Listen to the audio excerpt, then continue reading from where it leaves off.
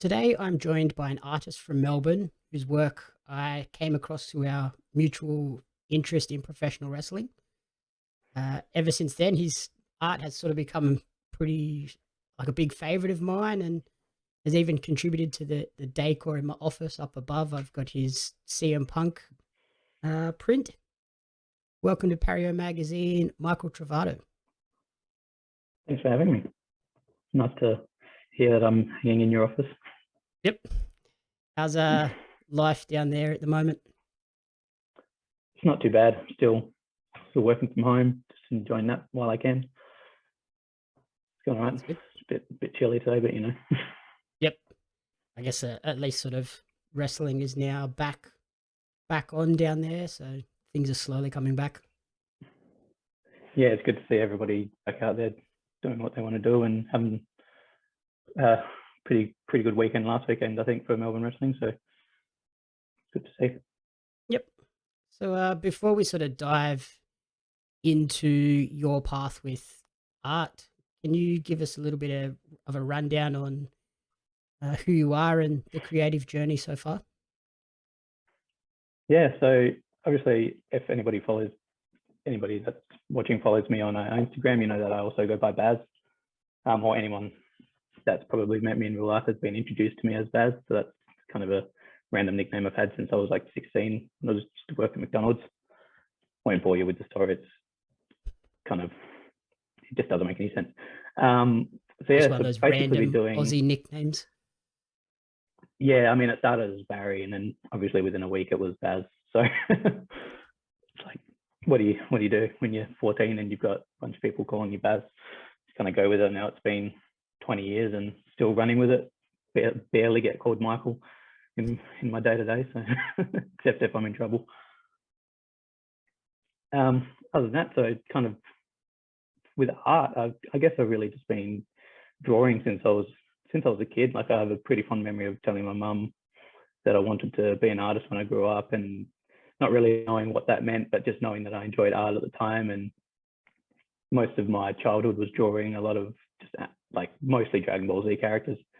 I got pretty good at drawing the Chris Jericho silhouette off the top of my head. I could just draw that straight away. I kind of just drawing, actually got into a little bit of thinking back about it, got into wrestling illustration pretty young, actually, drawing a bunch of Jeff Hardy things. And obviously being a 13-year-old boy, I was drawing a bit of Trish and Lita. Mm-hmm. So that was probably my first foray into like wrestling illustration, which is fun to think about. So kind of, and then, you know, you get into high school and I kind of stopped because other things took priority. And it wasn't really until it was in my early 20s where I was like picked up and got onto Instagram and realized that, you know, that the art community in Australia was thriving, and especially in like the style that I do, like tattoo flash and all that kind of thing. It was pretty big back then, and obviously it still is now. And it was just kind of seeing all these new artists that I'd never seen before, and, you know, picking up the random tattoo magazines around the place and just kind of learning from those. And it wasn't until maybe, I think it was probably 2010, 2011 where I really started picking art back up again. And I'm getting a lot of Facebook memories of those days with those really horrible drawings Mm-hmm. that I try to delete if I see them on my Facebook. So it was kind of that. And then moving to Melbourne, you know, obviously a big fan of Melbourne, came here a few times and just fell in love with like the music and the art culture here, and ended up moving here and studying graphic design in CBD. And yeah, kind of just went from there. I went with graphic design because I was pretty interested in that whole side of like the advertising thing, and at the time I was pretty interested in marketing. And it wasn't really until I did the illustration class during that course where I realized, oh no, that, you know, I think the illustrations where I kind of really want to go with this. And I kind of took everything I learned from those classes and, you know, I guess put into practice in my own art, and started doing digital like tattoo flash and that kind of thing, and started veering away from like traditional watercolor and that kind of all of that. And then yes, kind of was doing, you know, did digital illustrations for a while, and I started getting into a bit more portrait work and started learning more about that, and started actually getting into a little bit more of doing the graphic design side as well, with like doing logos and stuff. And I guess my first foray into like wrestling illustration was, I reached out to, at the time it was TK Cooper and Dahlia Black, and while I was in Japan, and I reached out to them and just asked if they would be interested in working together, and woke up to a tweet the next morning from both of them saying, yeah, let's do it.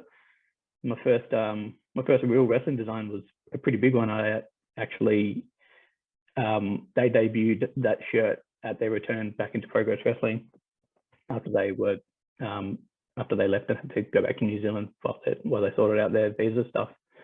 So it's pretty cool seeing my first wrestling design was on TV, and you know, in this pretty massive moment where, you know, I'll go back and watch it every now and again just to get a bit hyped. And then from there, I kind of, you know, heard from a couple of other independent wrestlers. I think the next person I did one for was, at the time, Facebook, who's now Steph Delanta, and Persia Parada in NXT. So I did a couple of designs for her, and ended up doing one for Tony Storm at the time as well. And then it kind of just took off from there, and word of mouth, and really just, yeah, kind of just got in touch with a whole bunch of different wrestlers from around the world. And when I really like had to pinch myself quite a lot, because it's just thinking back as a kid and drawing those, you know, terrible Jeff Hardy illustrations, and thinking that now I'm actually getting paid to do these wrestling art, and let's get put on shirts. It's been seen around the world, and some of it was on TV, and it's kind of surreal thinking back at it. And then ever since then, I've kind of just been, yeah. So when you sort of look back, do you know what sort of drew you to art as a kid? Was it that Dragon Ball Z stuff that you're like, oh, hang on, maybe I can try some of that? I think it was just seeing it, and it was because it was pretty complicated at the time when you're a kid and you see this art, and it's all really cool, and like, you know, you're watching TV and you're in the morning and you're seeing all these cool characters, and you think, oh, maybe I could draw that. And then I kind of always used to draw as well. Like I had a plate that I drew in kindergarten that had one of those typical grass, and it had a tree and a circle with the sun in the corner, and a couple of M's that look like birds. I had a plate that I made that my parents kept for quite a while. And yeah, I think it was just realizing that was quite fun, and that like when I actually got into it, how like that I could actually take it somewhere, and that I was actually getting pretty good at it, and to a point where I was able to draw a bunch of that stuff from memory. And I don't know if I could do it now, because it's probably been 20 plus years, but yeah, all of that kind of watching that, and watching like Pokemon in the morning, obviously, and Pokemon illustration behind me, and yeah, so I guess it was just kind of like just picking it up as a kid and thinking that it was good and that was fun, and it was keeping my attention, and just kind of stuck with it. I kind of regret that period between like high school and when I was in my mid-20s, where I didn't draw, because I was, you know, lost time. But where I'm at now, probably like peaking, well, not so much peaking, but I'm, you know, at the top of my game at the moment. So I think it's all kind of worked out for me.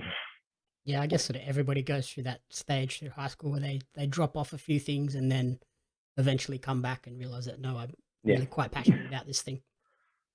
Yeah. Would you say sort of anime and the early sort of Jeff Hardy wrestling stuff was the biggest influence? I think it was, like, I was into music as well. I started drawing a few illustrations of some singers. Like I was pretty into like the Australian rock and punk scenes when I was a kid, and I was like, remember drawing Phil Jameson from Grinspoon, and which I think I still got it somewhere from when I was maybe 13 or 14, and one of the singer from Unwritten Law, and all those kind of things, and just drawing anything I could kind of think of that I would actually be able to draw and replicate. Yeah, I think it was just kind of, it might have been influenced at first from seeing all that anime, but it wasn't until I started getting into other things that I realized, you know, I could draw stuff for that as well. And like even now, like getting into, it's not just wrestling designs, I've done a bunch of music stuff, and just logos for other businesses, fitness wear, and all those kind of things. So it probably was those early anime drawings that I did that really kept me interested. And over the years, I imagine those influences have changed a bit. Obviously, drawing from sort of the tattoo world now, by the looks of things. Yeah, absolutely. I think like moving from anime and even being able to bring that kind of stuff into the tattoo world, like you can get anything tattooed now, and it's often get asked whether actually anime tattoos just because the style is so similar, and it's it's heavily referenced off that because it's the kind of art that I enjoy. I think moving into the tattoo side and then bringing those pop culture references in, I think that's where I've kind of shined the most, was just and got the most attention from, was just bringing those things into it. And I've had a few people tell me that they find it quite funny that they'll see like something of my design that's got a rose on it, but it's also got swearing on it or something, bit of a juxtaposition of everything that's kind of going on. And the tattoo flash stuff that I'm pretty heavily in now with the portraits and all that kind of thing, like that Sam Punk one. I think it's just quite fun, and I get into it and I can honestly just sit there for like 10 or so hours until I finish it, like start to finish it. It's pretty good. How long sort of does go into each of sort of the drawings and the prints that you produce? If it's something that I'm like super psyched about, yeah, I could smash something out in maybe 4 or 5 hours. I think most of the time it's around 8 or 9, maybe 10 hours, depending on what it is. Depends if the person has lots of hair or not. Yep. You mentioned sort of being influenced by tattooing. Was that ever an option that you thought of pursuing? It was at a point, and there might still come up in the future, but I kind of, part of the reason I kind of stopped doing the traditional like watercolor painting was maybe in my early 20s, I started to develop a bit of a tremor, which kind of doesn't bode well if you're trying to do traditional fine art. There's no undo button on paper. So transitioning to like to doing illustration on my computer, and now pretty much everything I do is through my iPad, bar a few things. But yeah, so yeah. How sort of revolutionary do you think having an iPad with the pencil and everything is for people that want to get into artwork?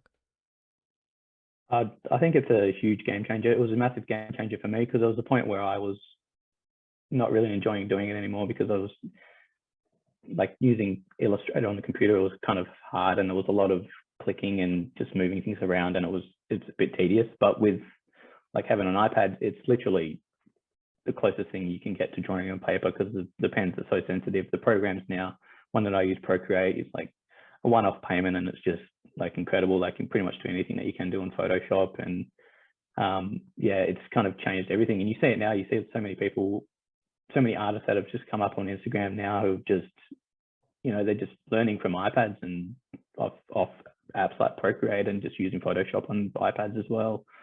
I think it's pretty interesting to see like just how good someone can get just based on teaching themselves, because it really is just like drawing on paper, but you can click undo and you can set layers and you can draw things underneath and change colors as you go. So I think it's definitely helped me, like that pen, especially going back to the thing about having a bit of a tremor. Like there's a smoothing tool that really just saved me completely. It was just, you can get it to draw a completely straight line if you want, whereas if you turn the smoothing tool off, it's a bit of a squiggle. Yep. So things like that has just kind of helped a lot of people, especially me, and like so many artists I can see now that are just coming up and just learning basically from scratch and just replicating what they're seeing, and it's pretty cool to see. Yes, it's also probably really great for people with perhaps like physical or intellectual disabilities as well, that if there is that smoothing tool, they can actually get into art that they otherwise wouldn't have been able to. Yeah, exactly. Like you could probably do replicate it on like an Illustrator program or something like that, but like with Procreate, yeah, it's literally like drawing on paper. It's so smooth and it's so easy, and they've really just like done a great job of making it accessible, which is amazing. And then need more art in the world. Yeah, you mentioned sort of working with some sort of special wrestler projects. Is there a dream project you would like to work on in the future? I guess there's always new wrestlers that come to my attention that I would like to work with. There's obviously there's been a few people that have been trying to get their attention for a few years. So I would love to do something for someone like Brian Danielson or something like that. Just anyone who kind of like gets me psyched about wrestling. Like anyone that throws a good kick, I'm even more than happy to draw for them. How special has it been to sort of have that independent wrestling community be so supportive of independent artists as well? It's been great because I think you see there's often a lot of online complaints about some of the merch that gets put out by bigger companies, and when you see an independent artist that actually goes to an artist that they like and they can put their own influence and styles into, and they can actually search out someone who has a similar style to what they're looking for. I think it makes everything look so much better, and you can kind of just see even the upward trend of like What a Maneuver and PWTs, like just the illustrations that are coming out and the merch that's coming out now. It's incredible. Some of it blows my mind. I don't even I look at it and just how did you do that?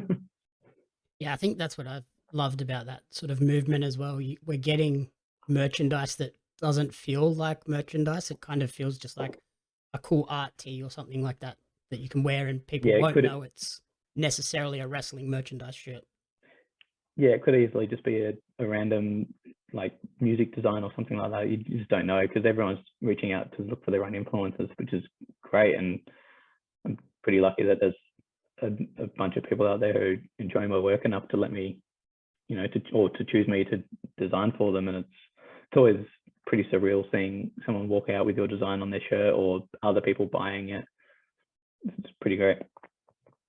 And then obviously this will probably be a fairly difficult question, but is there a favorite artwork out of all the pieces that you've created so far?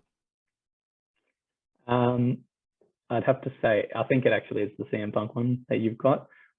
Just everything, for some reason, I don't know, must have just been in the game that week. I just smashed that one. I think it's probably the best one I've done for quite a while, and I'm not too sure what I did that was different to the others, but it seemed to have worked, and been trying to like replicate that kind of thing, and getting a lot better at doing it. And I think so that one's probably my favorite. There's always been points where like I'll do one and it's my favorite for like a year, and then I'll do another one and it's my favorite for another year. And so I think that CM Punk one's probably my favorite at the moment. Or there's another random like normal tattoo flash style ones that I've done, like the traditional like eagle and ship like tattoo flash print that I've done that I did maybe 2 years ago. It's still one of my favorite things. It was one of the first things that I managed to illustrate myself, print from home, and sell that way. So like it was hold a bit of sentimental value as well, just because now I can produce an art piece of artwork from my iPad and literally print it at home, pretty high quality, and send it out to someone if they buy it. I guess that's the thing with art too. Like you're constantly growing and developing as an artist, so it's always going to be changing what is your current favorite piece. Yeah, exactly. There's one that I just finished last night that I'm not allowed to show anyone because it's a Christmas present from someone, but that's probably my new favorite. So okay, after that, are you able to give us any clues into some potential future pieces that people should be looking out for? I have had quite a few more requests for Brian Danielson since his debut, which is one I've been wanting to do for a while. I have done one of him in the past, a couple of years ago. It was pretty good, but it was, I think judging by what I'm doing now, I think I could really bring some new life to the illustration, and just he's doing so much great stuff now. So I would be psyched to start drawing that. Right, and there's always a random there's always the random independent wrestlers that I really want to illustrate for as well. Righty. Awesome. So finally, where is the best place for people to support you and then track your journey moving forward? I guess my Instagram is probably the best place to see day to day. So that would be Michael B. Trovato. There's also michaeltrovato.com where I've got all my prints and some apparel stuff that I'm selling as well. Righty. Perfect. I'll make sure I put that at the end of the article. And thank you so much for your time, and good luck with everything, and hope you have a nice Christmas. No worries. Thanks for having me. You too.